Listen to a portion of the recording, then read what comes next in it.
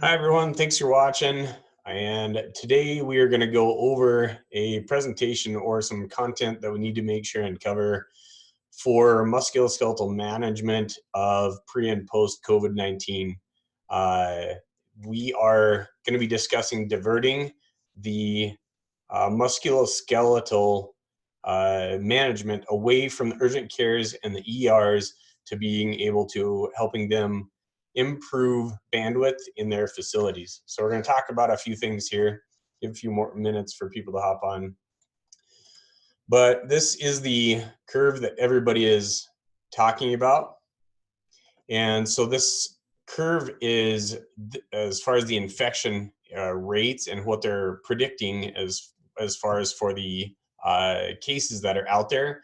But we're trying to take the pink curve itself and reduce that curve so that there is less of those cases that don't have medical care coverage, those types of things. So this is the discussion of the importance of us taking and playing our part in this. And after discussing it with the fire departments and the emergency management services, this is a real concern. And I don't know what it's like in your areas or the concern in your areas, but it's mild where I'm at. But as far as other areas, they are having a hard time handling the influx and management of the patient load at the ERs and urgent cares. So here we go.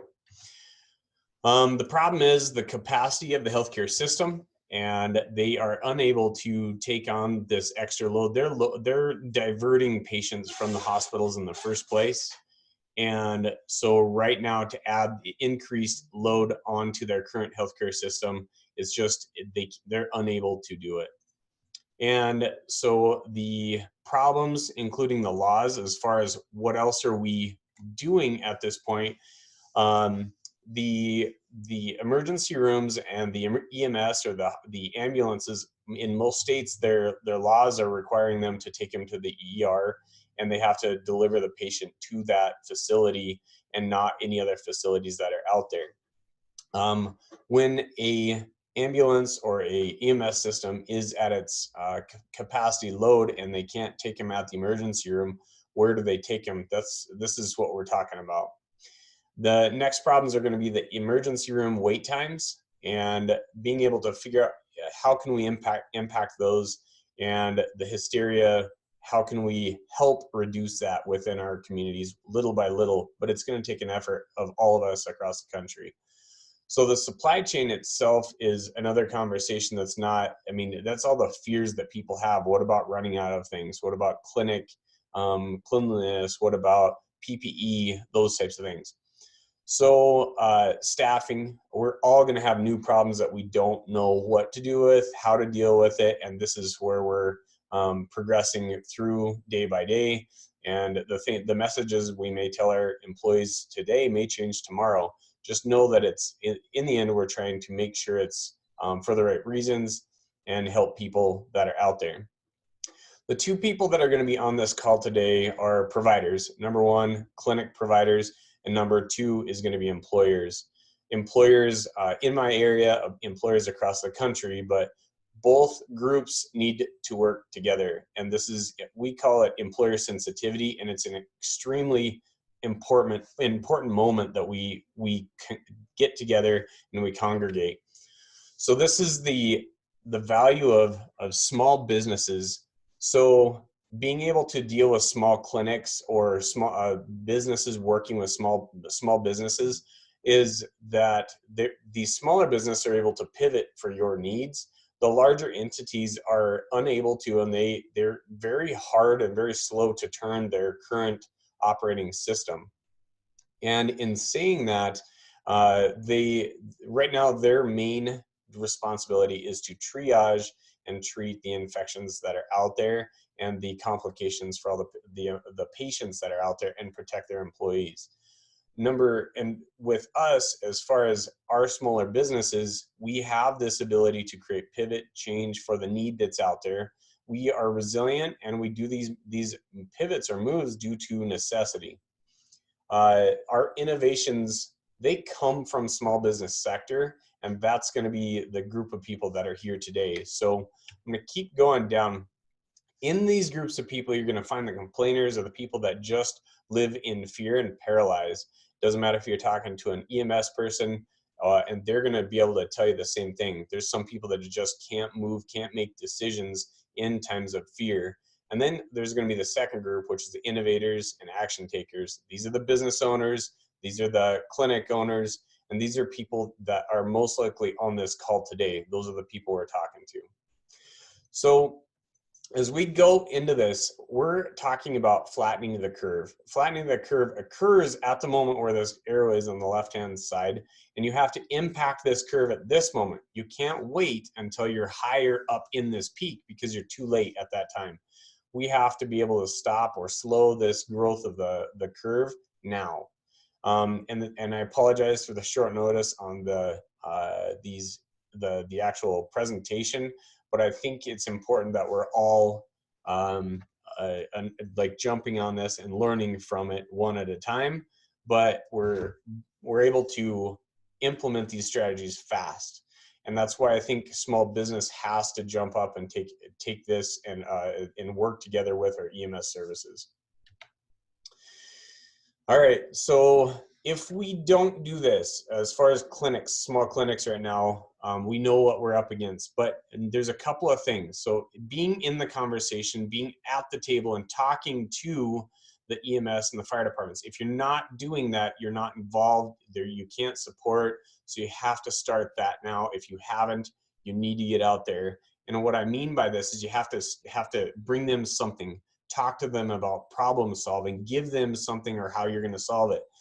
And then, so if we're able to take what we're doing in our community and scale that and share that what we're doing with the rest of the country, we can make an impact on that curve by sharing this content with everyone. I'm going to give a couple of things to you. There's a PDF, and if you don't have it for some reason, just email me. But the PDF is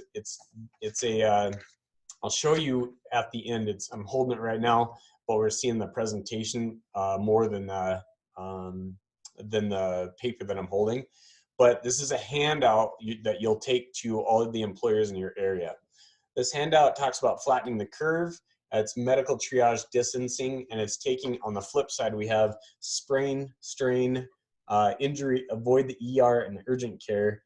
And then it talks about the services for low back pain, joint and extremity pain, neck pain. We have X-ray available if needed, and then pain control. Keep these people that have musculoskeletal complaints out of the emergency room.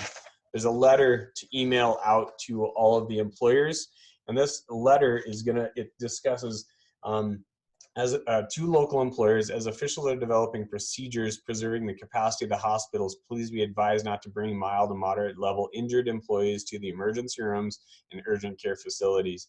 Please develop a relationship with local musculoskeletal clinics that do not treat patients that become ill with the COVID-19 virus. By following these procedures for employees that are not severely injured, you will find that waiting rooms will not be as a point of possible infection for your employees.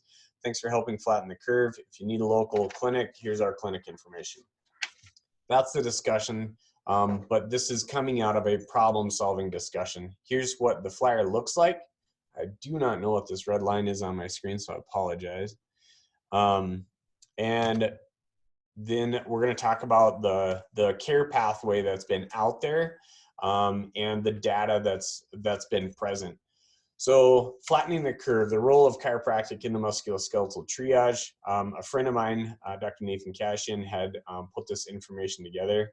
And so I'm gonna roll it out to you, him providing the information, but he approached this on another level about the care pathway and being able to make sure that we do this, but it's in times of non-infectious disease that this works, and here's the data. But during times of infectious disease, that this model is able to work by keeping people away from these emergency rooms and urgent cares. So this is the problem, is that the emergency department is crowded and it's identified as a major concern. And so during this epidemic, that this is a need right now. We have to be able to say, how do we divert? This is the need of diversion, of procedures and strategies to be able to keep these people, a select group of people, away from the emergency rooms. So now let's talk about those systems. I said it earlier, as far as the emergency services are required to take them to the hospital. If they've been triaged and they're able to change the system and develop a procedure for the EMS to be able to triage musculoskeletal away, this is what we're talking about again. This is what number or what volume of people emergency room visits are currently present on past data, and what percentage of the data that's out there is going to end up, we're going to be able to make that impact by rolling this out and helping these ERs not have this load on them during this time. If we look historically, it's around 10% so 11.21 million ER visits that are in the M00 to M99 diagnosis code levels, so all musculoskeletal. Now, some of those are going to be fractures and severe traumas that don't need to be brought to these musculoskeletal offices. Keep them going to the ER. But if they are non-severe, if they're in the mild to moderate, those are the ones that need to be triaged away from the EDs at this point. So the need right now, we're going to be able to impact around 10% of the caseload on the emergency rooms.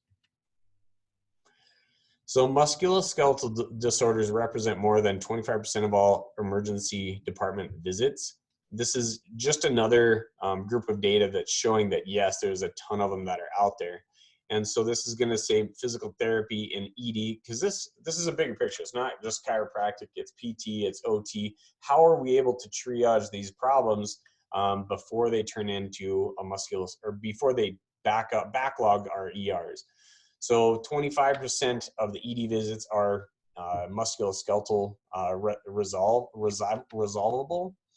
And then I'm gonna go down here. So, but of those 11 million visits per year, 40.6% of them are non-acute, low severity musculoskeletal complaints. So even if we say 5% of the entire caseload of the ED is just those low-level musculoskeletal complaints, we're going to divert those. So that's like worst case scenario of that we help a small percentage. This is how many of those are on 5 million visits across the country that we're able to take in support. And then we're talking about bringing down the contact group that is in contact with these patients. If you run to the hospital, there's hundreds of employees. If you run to small clinics, you're avoiding that high number. And so as the president has said, if you want to avoid infection, keep your groups less than 10. And these clinics, there's really in general never really more than 10 patients in their office at a time. So we're able to triage those people and keep them away from the high level of infection as well. I'm going to say, you can read through these, but due to this burden on the healthcare system, in times of COVID and in times outside of the infectious disease situation that we're currently dealing with, we should be able to change the healthcare system and be able to divert these patients from being sent to the emergency room and help reduce the burden on our healthcare as far as expenditures for the users and the usage of the ER system as well. So the question, as far as for the people that are going to be watching this, is because of this, chiropractors are a physician and they're able to order medical imaging, blood work, those types of things. But in this situation, are we ideally suited to fill this role? Okay. So in this role, what happened, I'm going to go down through the notes here. We have that we're able to show through the data in these articles, and we're filling the shortage of primary care providers. And this is one that was produced in Wisconsin. Primary care spine physician is a new class of healthcare provider. And this is the provider, a chiropractor, able to do that. And so according to the research, yes, they are able to do that. And not only do that, but this is the divergent point. So this is we're able to figure out what is the problem as far as, is it conservative care pathway? Do we need to use that? Yes. Then treatment classification, it goes and will drop into the collaborative management. But as far as if there's any of the red flags, the red flags are like cancer history questions, trauma questions, those types of things. And if they are in that, then they drop into the red box and they get triaged or algorithmed over to the emergency rooms. And then, so this is our point right here that we're talking about on the care pathway, that we're able to intervene here and save that 10% of the load from going to the ERs and being able to shift those over to the smaller clinics, to the low infectious sides of the healthcare system. Let's see. I am going down another slide. So if we are doing this, number one, for the COVID reason, but let's look at the other benefits. There's going to be a decrease in opioid exposure for these patients, a reduction in advanced imaging, and also a reduction in injections or costly burdens on our healthcare system.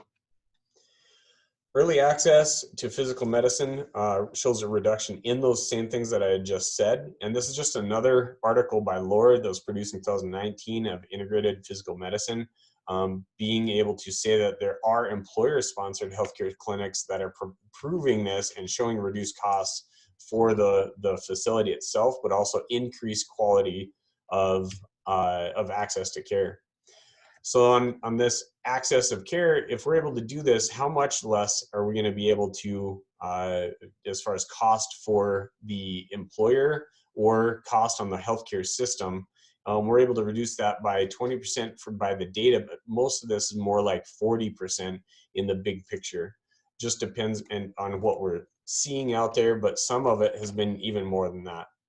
So here's common concerns. 95% of patients rate their care as excellent. The question is like, as a employer, what do the patients think? Are they able to do this? 95% of the patients rated their care as excellent.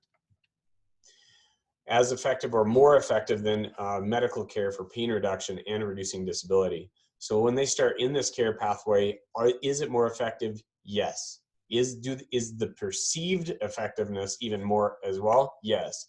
So your employee or the people that are getting the triage away from the ER, they're getting the care that they need. So the prevalence of serious pathology, this is another one of those big questions. It was less than 7.4% that needed to be in urgent care. And so that's triaged and sent back to the ER at that point. So as far as in this situation, I'm gonna go back up to the items as far as action plan. So this is the flyer that you need to be able to distribute within your community and say, hey, use this to start the conversation. This is the flattening of the curve. This is the peak. This is what we're trying to avoid. Here's all the content. This is how we're going to do it in our small town or your big town. And we're going to work together with other clinics to be able to do this.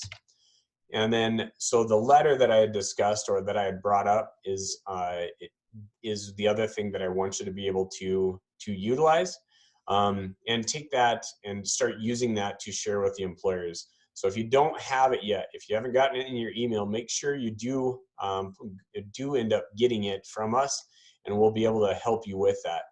So, and then again, if you have any questions, make sure and just let me know. My name is Dr. Bob McIntosh. I'm with Fit to Lift, and we'll be able to help answer any questions possible, and I appreciate your time. Does anybody at this point right now, I'm going to mute myself, but I'll let you ask questions. Go ahead.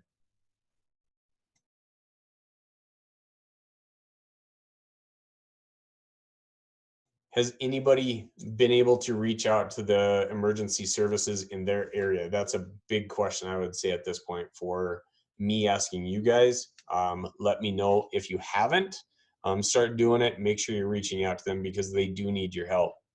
I appreciate your time. Shoot me emails and feel free to call. I know as far as sending out the emails I've sent, as far as contact information when you do have those questions. Have a great day. We'll talk to you soon.